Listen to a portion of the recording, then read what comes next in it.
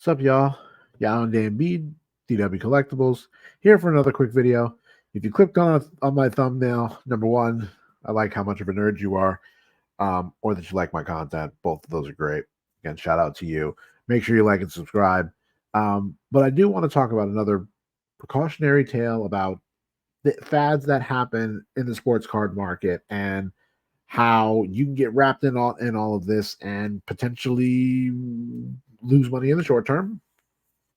And that's not what we're about this year. This year we're about finding profits, finding angles, and being able to build up your war chest or whatever you're doing this for in order to get a PC card, or whether you're doing this as a side hustle, a business, whatever the case may be. But let's talk about Connor Bedard. So, rookie for the Blackhawks. And I don't usually do hockey content. So I'm not coming here as a deep dive of his potential as a rookie or prospect or whatever that is. But this is going to be very similar to the Wemby conversation that we had in the previous video. And I'll put the links in here. But again, check that other video out. Connor Bedard, rookie, Blackhawks. Upper Deck released a Series 2 hockey cards. You were able to get some through Walmart, Target, your vendor of choice. MSRP was a little higher than hockey cards usually were. Again, the Bedard chase is part of the reason why. If you were lucky enough, again, like me, you were able to get some MSRP boxes and you were able to sell them pretty quickly, you probably made a nice little profit, nice little flip.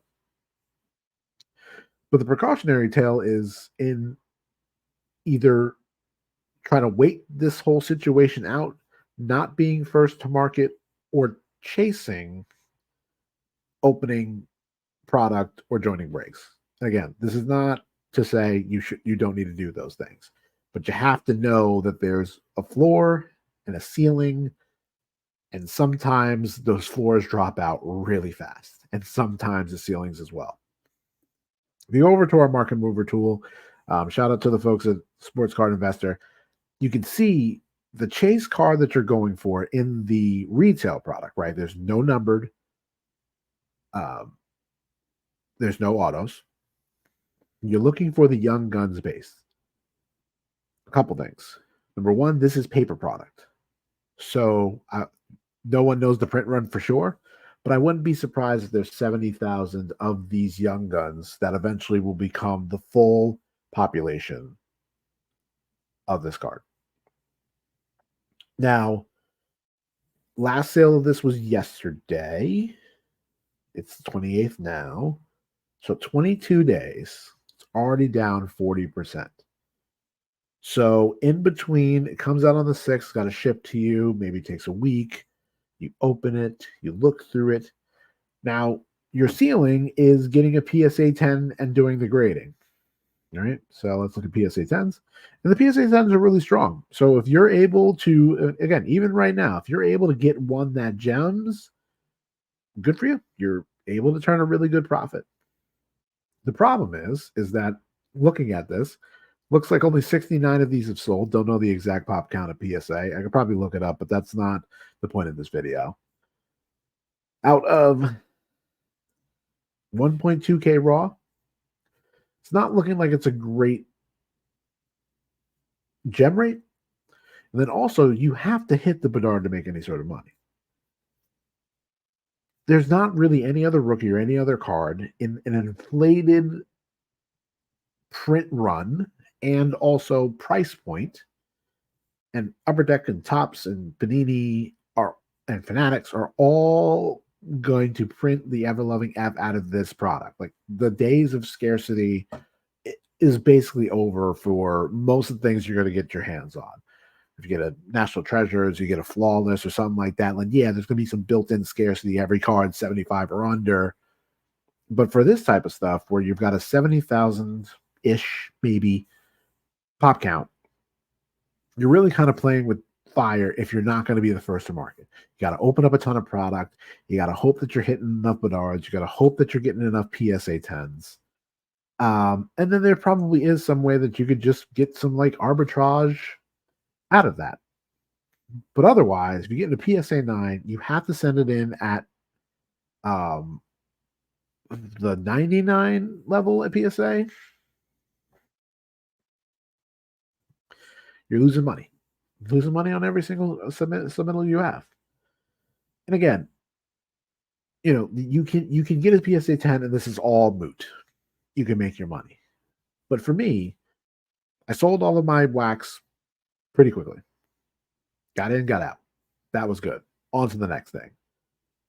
But I did join a break because somebody had 24 boxes of retail. I was like, you know what? It's kind of cool. Let me see what's going on here. For 24 boxes of retail, and so it was 12 blasters, 12 megas. The Blackhawk spot, which is Connor Bedard's team, was $800 alone. That's the majority of the price of the whole product. Now, I wasn't going to buy that outright. I'm not flush like that. But what I did do is that they had a little Raz, which is, a bunch of people put money in, the winner gets the spot, that type of thing. And I was able to win it. But in 24 boxes, I did not hit one Young Guns. I got an oversized. I got 4 die cuts. I got some other inserts. But if I would have paid for the full spot, I would have made maybe 40% of my money back. Honestly. I mean, I just had a bunch of sales go through today. I'm hoping that it comes out to, after eBay fees, $250. And again, that's hitting 4 die cuts, a bunch of inserts, and not a single Young Gun. But I'm not saying that to say anything that you don't know, right? You know how breaks work. You know how this industry works. What I am saying is that when you see things where there's a sport that is usually not super popular, and then you have a rookie chase, and again, it could be in popular sports too, and you have a rookie chase, you're going to see people flock to the profit quickly, get in and get out. And with a sport like hockey that doesn't actually have a huge demand base to begin with, again, it's very simple supply and demand. Once all of that stuff is dried out and all of that money coming in to try to make a quick buck has left, you're just left with people that are just not going to pay the prices that were established in the beginning. And again, 26 days, or 22 rather, sorry, sales are tanking. I wouldn't be surprised in a month from now, this sale price, $300, or maybe even less.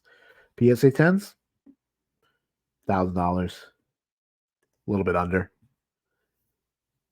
The point here is, really what you should be doing is either buying wax and flipping it. Again, if the point is to make money, buying wax, flipping it. Don't rip wax. It's a losing prospect. I don't care what anyone tells you. Opening wax will lose you money over the long term. In the short term, again, you can always get hot. But in the long term, with the way that this wax is costing you, if you don't hit a Bedard, there is not 10% of the return that you'll get per box. It's just the way that it is. Or you could try to get lucky, hit one, send it to PSA, pay your super high grading fee, get it back, make a huge profit. But that's going to be your decision on how risk averse you are or you aren't. So I won't belabor it much more. Again, this is just a quick video to kind of illustrate another instance where you've got another big rookie, another big piece of hype. Money is coming in, and all the pricing is tanking. The difference between Bedard and Wembanyama, the NBA has such a big base of people that are going to want to buy Wembanyama's cards. And yes, the prices will be cheaper after the season and all this other stuff. And there's a buying cycle and a selling cycle that happens in those bigger sports, football, baseball, basketball.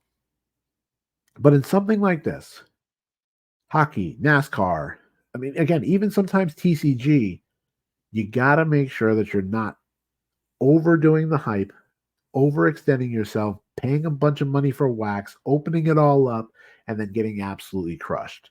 And the same thing for breaks. And again, I got a lot of friends that are breakers. So not trying to step on their business. But you as a consumer need to know what your risks are. And for this type of thing, again, I got into it because I was able to get a break spot cheap. If it wasn't for that getting that break spot cheap, I would have not touched any breaks with a 10-foot pole. Way too expensive.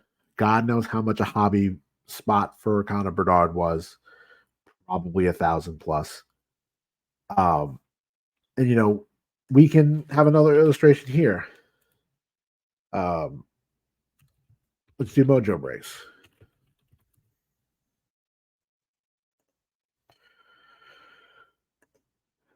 We got the Wembanyama.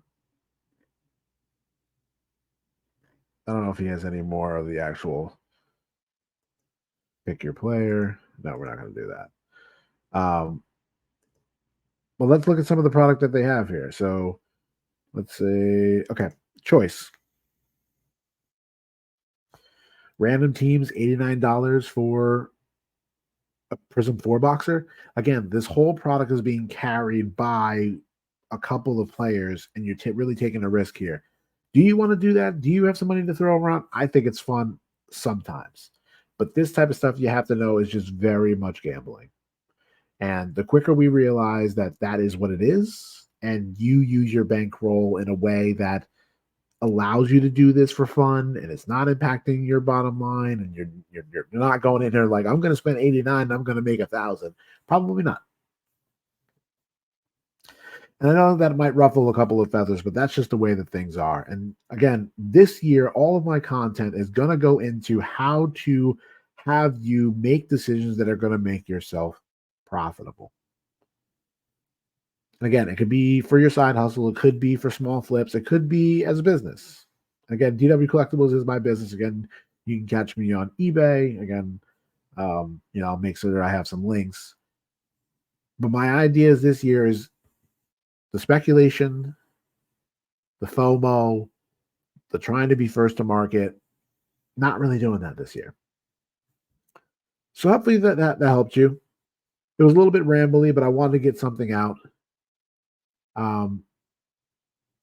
Probably drop another video in about a week or so as the NBA season comes to a close, because I think there's some actual valuable prospecting that could be done in the NBA versus some other sports. I think there's a lot of guys who either haven't gotten the opportunity to get on the court and shine, had a strong end of the year, and I think that we'll go into next year and be much more improved. Anthony Edwards is a great example of that. Like, I thought he was the best player out of his class. I didn't know that he was going to be this good, but we'll talk a little bit more about that. So without further ado, I'll end the video here. Like and subscribe, and I'll see you guys next time. Peace.